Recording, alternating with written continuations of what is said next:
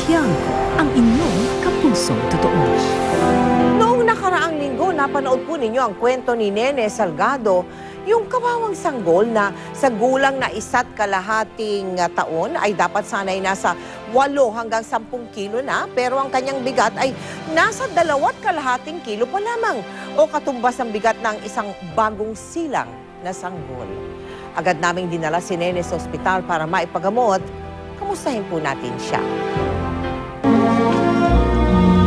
Noong una naming pagbisita sa tahanan ni Marisa, nagpapakulo siya ng tinusta niyang bigas na gagawing kape. Ang akala naming kaping bigas para sa kanya, isinalin sa bote at ipinainom sa kanyang 1.5 taong gulang na anak na si Nene. Sa loob ng mahigit 1 buwan, ito ang kanyang ipinapainom sa anak. Marami ang lubos na nahabag nang mapanood noong nakaraang linggo ang kanilang kwento.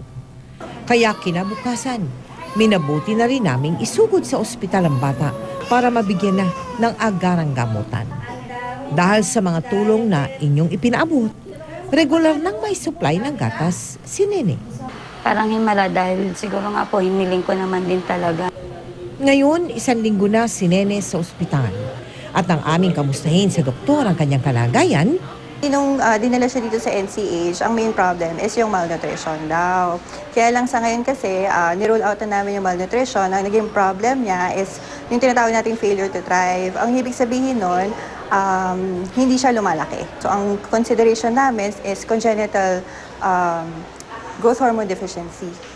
Dagdag din ni Doc, hindi naman masisisi sa ipinainom na kaping bigas ang kondisyon ni Nene.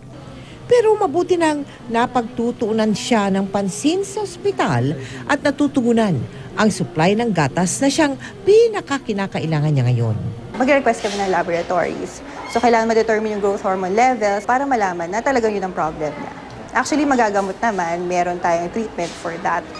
Sa tahimik na hele ng kanyang ina, sabay na ikinukumpas ni Nene ang mumunti niyang mga kamay. Sa sulyap ng kanyang mga mata, batid namin na pasasalamat ang nais niyang sambitin. Malaking bagay po yung binigay niyong tulong sa amin. Nagpapasalamat din po kami kay Dr. Lady Rose Regala na sumuri kay Nene. Nasabi rin nga po ng doktor na kailangan sumailalim ni Nene sa ilang laboratory exams para matukoy ang tunay na dahilan ng kanyang hindi paglaki. Kinakailangan pa rin po ni Nene ang inyong tulong para sa kanyang mga pagsusuri. At para po sa inyong mga tulong, maaari po kayo magsadya o tumawag sa aming tanggapan, magdeposito sa aming mga bank account o sa anumang sangay ng Cebuana Lulier o maglagon sa www.kapusofoundation.com.